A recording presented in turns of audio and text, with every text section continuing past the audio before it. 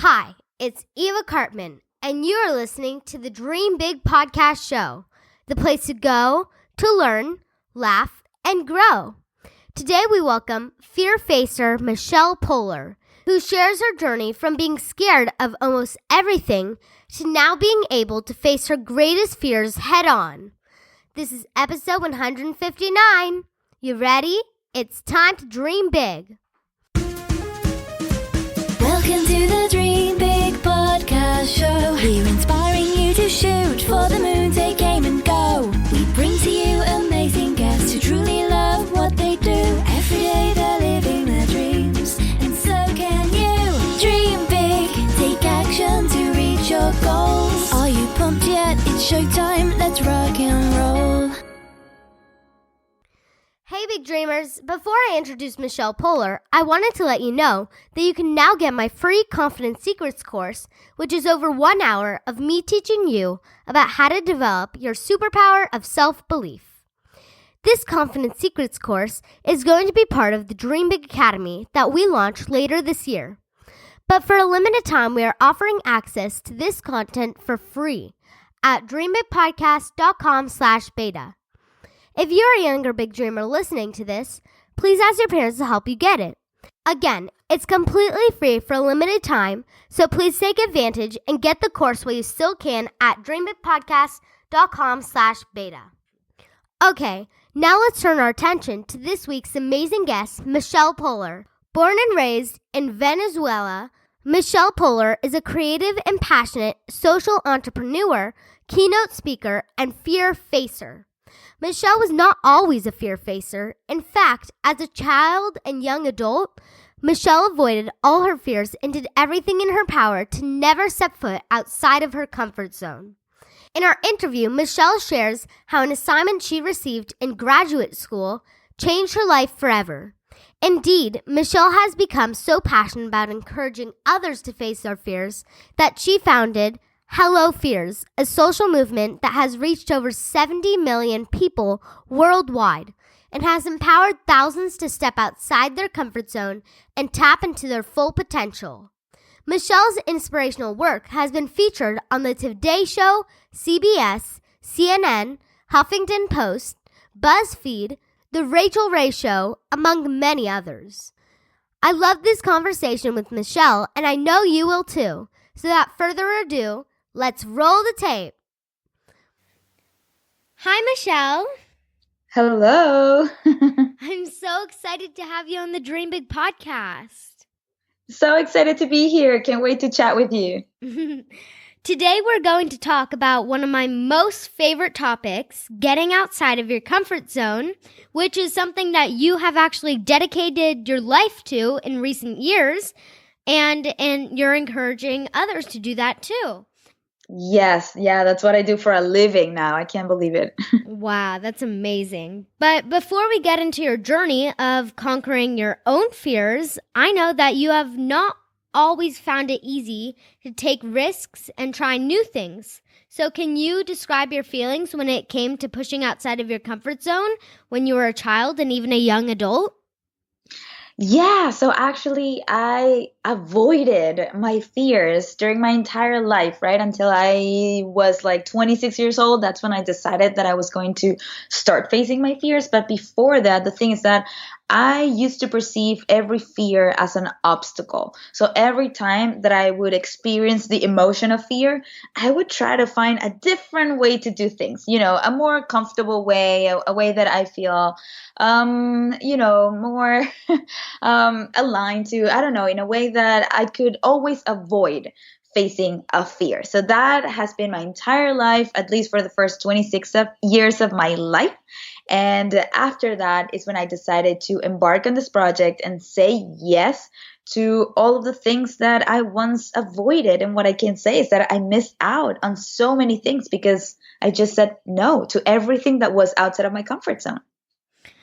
That's such an important lesson for our audience because I'm sure there are a ton of young big dreamers listening who are fearful of many things. And I'm sure that they will be inspired by the fact that you, Michelle, were the same way when you were growing up because it proves that it's possible to change and decide to push out of your comfort zone, right? It is definitely possible to change. I mean, if I did it and I was the most fearful person, well, at least in my world, then definitely I think that anybody can start facing their fears and become a braver version of themselves. I mean, really, if I did it, we can all do it. So true. So, when you were at the School of Visual Arts in New York working on a master's degree in branding, your teacher gave the class an assignment to focus on something for 100 days. That assignment has changed your life forever in so many ways, as we'll soon find out. Can you please share a bit about why you chose fear to focus on for 100 days and give some examples of what fears you faced? Sure. So my dream for my entire life was to live in New York City.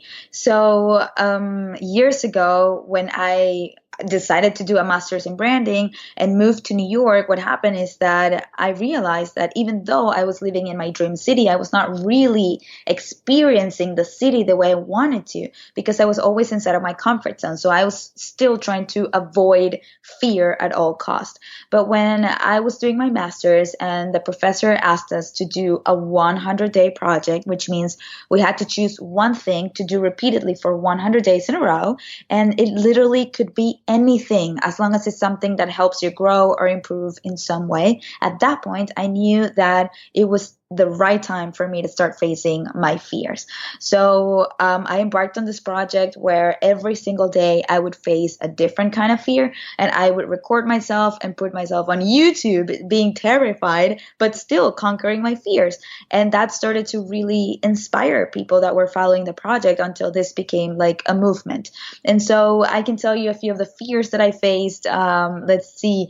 I started doing fears that were not that hard or that big, like trying an oyster, for example, right? For the first time, something that I always avoided. I held a cat for the first time because I've been always afraid to do that. But then eventually my fears started getting bigger and bigger because I started gaining more and more confidence. So I did things like stand-up comedy, I did skydiving, I held a tarantula, I did all sorts of crazy things that were outside of my comfort zone. And by the end of the project, I was facing bigger fears. For example, to speak in public, which was one of my biggest fears, and I did it at a TEDx stage. So that's a little bit of what I did throughout the 100 days. I just love how this project has just taken on a life of its own. Like you said, it wasn't your big dream to become this fear expert. Just your teacher gave you this assignment, and the public obviously really resonated with your journey and the story and have embraced that. So it goes to show that sometimes your purpose will find you.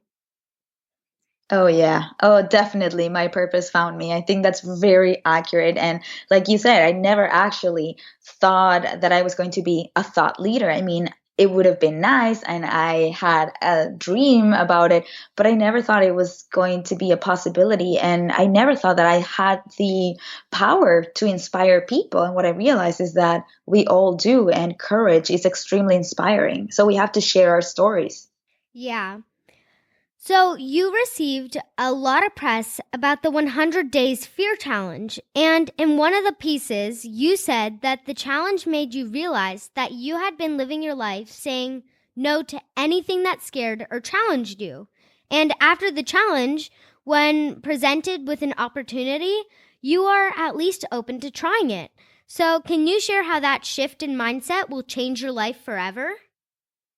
Yes. So before, like I was telling you, I used to perceive fear as an obstacle.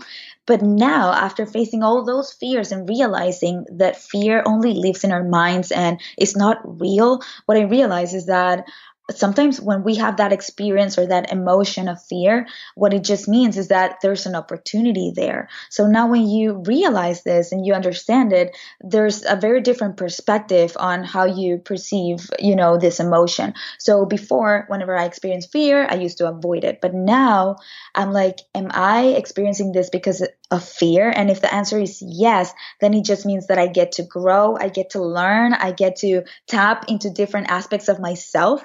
So every time that I encounter a fear now, I have to do it if the reward is compelling enough, if it's something that it will bring me joy in one way or another, which before I used to avoid it, even if it could bring me joy. That is so true, Michelle. On your website, I noticed that the quote you have highlighted is the enemy of success is not failure, it's comfort. And that's because when you are in the comfort zone, you are not open to those new opportunities for growth. Oh, yeah. So comfort is the real enemy. And we all believe is failure for a reason. Like we were taught to do things in a way that we avoid failure at all costs. And no, actually, when we fail, we learn. So failure is not the enemy of success. In fact, it can get us closer to our success. The more we fail, the closer we are actually. The people that decide not to fail, they are staying in their comfort zone, and they are the ones that are further away from achieving their success. So comfort is when we, for example, want to ask a question, but we decide not to do it. We stay in our comfort zone. And that way we don't know the answer, right? So where are we going with this? Comfort is when we decide to not innovate, like continue doing things the same way we've always done it. Comfort is when we watch videos on YouTube and we love it, but we don't create our own content and our own videos. So we have to get outside more of our comfort zone, challenge ourselves, and be okay with failing. That's totally fine. Yeah, and to be honest, I love pushing outside of my comfort zone personally. So, to give you an idea, for my birthday last year, I took a group of my friends to Magic Mountain, which has the biggest roller coasters of any theme park within driving distance of my house. And I know that riding a roller coaster was one of the fears that you actually faced in the 100-day challenge. And I think that is one that a lot of young big dreamers also struggle with. So I thought I would ask you for some practical advice for those big dreamers out there who are scared of roller coasters. Can you share some tips of how you actually got yourself strapped in that roller coaster to go for the ride? Yes. So to be honest, the roller coaster was one of my biggest fears. Okay. I avoided roller coasters since I was very little because I tried it once in a very small roller coaster and I screamed so hard that they had to stop the roller coaster and get me out of it. So I never tried again until I was facing my fears, right, as I was a grown up. And so it was really hard for me to go to the park and get into the roller coaster. I had to do a lot of meditating before. And I was with Adam, my husband, who helped me also face my fears, control my anxiety. So he was like trying to pump me up and telling me that it was not too big. But those things were not helpful because in my eyes, it was super big. So it was really, really hard to actually take that step and do it. But I started asking myself this question. I don't know if you were going to ask me about it in a different question here in this interview, but I started asking myself, what's the best that can happen, right? Because that question is what can help me look at the reward and think of every fear in a positive way. So I asked myself that question, right? That question really helped me throughout the process of facing my fears. And I said, okay, what's the best that can happen? What if I actually enjoy it? Because you know what? As I was facing my fears, some of them that I thought I would hate, I actually loved. For example, holding the tarantula. I thought I was going to really, really hate that. And I actually enjoyed so much that I consider getting one for myself. So I faced my fear of riding a roller coaster. And I'm going to be very honest, I didn't love it, but it was not as bad as I thought. So now at least I know, and whenever I go to a park, I can make a decision if I want to do it or not based on my experience instead of based on, what I imagine a roller coaster could be. That's great advice, Michelle. And I can tell that all the big dreamers listening that when I look at a roller coaster, like you said, I'm not focusing on how scary it looks. And you should never focus on a roller coaster breaking down or something going wrong because you'll end up not getting on it. And I just get myself thinking about how fun it's going to be and how great I'm going to feel when I step off that roller coaster. And then I can say that I did it. So that's great advice. Yeah. So, another fear that I know many of our young big dreamers have, and the one you conquered as your very last fear, number 100, in your challenge, is public speaking. So, I heard you say in an interview that public speaking was your biggest fear of all, and your TED Talk ended up launching a speaking career where you actually get paid to speak at organizations across the world. So, could you have ever imagined that you'd be a paid speaker? And what tips do you have for the many young big dreamers who are scared to speak in front of a class? Wow. So I never in my life imagined that speaking was even a career, right? So when I did my TEDx, I didn't know that what this could turn into. It was a speaker, a real speaker that I met that day, and he told me all about the speaking world. And he said, Michelle, you could be a great speaker. Call me. I want to help you. And so he gave me a few tips that were so helpful. That is what allowed me to turn just a simple TEDx and a project into a full-blown career, which is what I'm doing now. And that's why I am in San Diego today. I'm about to speak to 1,000 people tomorrow morning. And I still can't believe that this is my career. I mean, I get paid to inspire people and change lives, which is awesome. So it is a beautiful career. Whoever wants to join it, please do. Even if you're very young, you can still do it. And to give you a few advice, like a few things that help me face that fear over and over again. Let me tell you this. First, we sometimes think that our audience, right? Maybe you're in a classroom, you think that your classmates are going to make fun of you, they're going to bully you, you're right, they're going to judge you.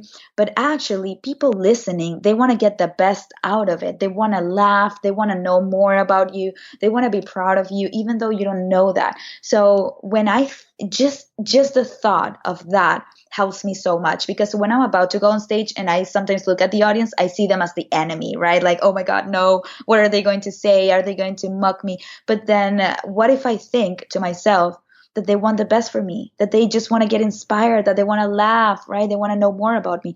When I have that realization, then I'm more confident to go and share my story. So that's my first piece of advice, to perceive the audience as your friend instead of as the enemy. That helps a lot.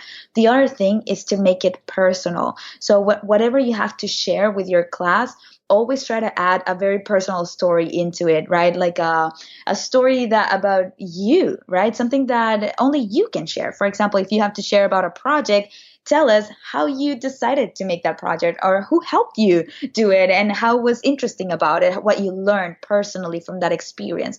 So if you add a little bit of personal story into it, then you feel you can own it way more, and you will entertain. People want stories more than anything. So that's my second piece of advice. And my third piece of advice is, the more you do it, the more confident you will get. So if you enjoy it, continue practicing it, because it is so powerful to know about public speaking. It really will open a lot of doors. So try to push yourself out there more and more, and you will get the confidence that you need. That's wonderful advice, Michelle. And I am so happy that you faced that fear, because if you had not, then you would have not been able to get your message out to the world, which has impacted so many other people. Oh yeah, I'm so glad I did it too. It changed my life.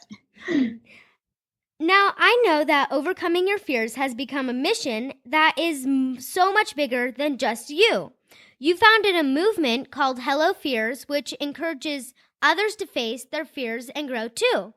And I also know that you have a book right now.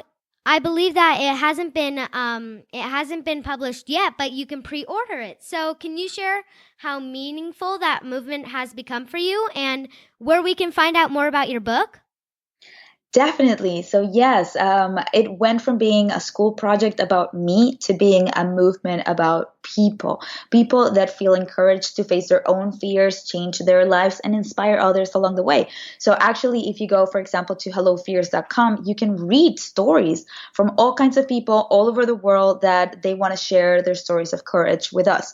So that's really empowering. And if you go to, for example, my Instagram, Hello Fears, that's where I communicate with my movement, like all of these people that are following and that they want to get inspired on the day to day, because it's not about the big challenges that we do once in a year. It's about the daily courage, right? The daily challenges that we can do that builds our confidence. And that's why I decided to create the book, which is also Hello Fears. So people can buy it, take it with them, and read all about this way of living, right? This new lifestyle. So you can go to Amazon and find it there. It's a Hello Fears, just like that. And yeah, it's all about crushing our comfort zone and becoming who we're meant to be. It's funny, Michelle, when I launched the Dream Big podcast, it was primarily for me to overcome my own shyness and fears. And what now makes it exciting is that I am helping other people do the same. So what you are doing is simply amazing, and I wanted to thank you for helping so many people push outside of their comfort zone. Oh, thank you so much. And I'm so proud of you. Like, really, you're an example, and I'm glad that I met you, and I will be talking about you too. Thank you. So before we end this podcast episode, I have a few final questions for you. All right. If you go back in time and talk to your 10-year-old self, what would be the best advice? I think that the best advice would be to accumulate experiences instead of stuff. Because at that age, I was excited to get new shoes and new pajamas and this and that. And at this age, right now, I'm 30, I forgot about all of those. You know, the things that I remember are my experiences. The times that I decided to maybe go horseback riding, to go to a camp, to go to travel. You know, those are the things that I remember now. And because I was so afraid at that age, I used to stay a lot home and not do all these things that I now remember. I only have few memories of this thing. So I wish I could go back in time, tell my younger self to do more experiences and yeah, forget about material stuff. What trait do you have that has enabled you to take your big dreams and make them a reality? I think that my ambition is the one thing that helps me take my dreams into reality, because that is one of the keys to facing your fears, is to allow your ambition to drive your actions. So because I wanted my entire life to become somebody, to actually have an impact, to have people know who I am, well, that is what drove this project, and that is what helped me push through my fears and become the person I am today. Wow. When you have doubted yourself in the past, what made you overcome those fears and continue to pursue your dream? So I think that I have a lot of confidence in me, and in my imperfections. Like, even though I know I'm not perfect, and so many people can be better than I am in so many things, I trust, in my authenticity, in the fact that if I double down on myself and who I am, that's what's going to get me wherever I want to go. So that is what I do whenever I have doubts about myself. I go back to my authenticity, my authentic self. Amazing. You have already made many of your dreams a reality, but if you look at yourself today, what's your big dream for the future? That's a hard one, because I never thought that I could accomplish this dream, which was not even a dream because it was so big, that sometimes we even limit our dreams. And that is my biggest challenge now, is to identify what is my next big dream and give myself permission to dream big, right? Because we try to lower the level of our dreams and accommodate to that because we're too afraid to disappoint our future selves. But what if everything we dream can become a reality, right? So that's the question that I've been asking myself now, and I am afraid. I am actually afraid of how big my dreams can get. But I think that my ideal dream would be to expand global and have people all over the world know about this movement, be part of it, and then maybe eventually become like a well-established brand. And for our final question, where can our audience find out more about you? The best way to find out about me is if you have Instagram, go to Hello Fears, okay? But also you can go to YouTube and you will find my 100 videos there of the project. And I even started a YouTube series called Dear Younger Self. So it is ideal for your audience. It's me giving advice to my younger self, and you will love it. Thank you so much for being on the podcast. Thank you for having me. This was so much fun. So remember, big dreamers, go to YouTube, Instagram, and definitely go to the website, hellofears.com. Thank you so much. We enjoyed having you on the podcast. You gave such great advice to our big dreamers and to me. That's awesome. Thank you, Eva. Thank you. Bye. Bye. A huge thank you to Michelle for being my guest. I love the conversation and all the practical tips she provided for facing your fears, from speaking in front of class to riding roller coasters. As always, all the links to everything we discussed are in our show notes at dreambigpodcast.com/159. Did you enjoy this special episode? If so, please tell your friends and family about the Dream Big podcast. If everyone listening can just tell one person about this episode, that would lead to a chain reaction that would get the Dream Big podcast in front of so many new people, which would be amazing. If you haven't already, be sure to hit the subscribe button so you can be notified whenever we release a new episode. Finally, if you're interested in being part of the Dream Big Academy, please go to dreambigpodcast.com/beta. And right now, we are giving the Confidence Secrets course for free. Have your parents go to dreambigpodcast.com/beta to get the free course that includes over 1 hour of me teaching you about how to become more confident, which is the key to achieving your big dreams. Thank you so much for tuning in. This is Eva Cartman reminding you that you have unlimited potential. Your dreams are not optional, you need to make them essential. So take massive action to turn those big dreams into reality. Live with passion, the way life was meant to be. I'll see you next episode. Bye.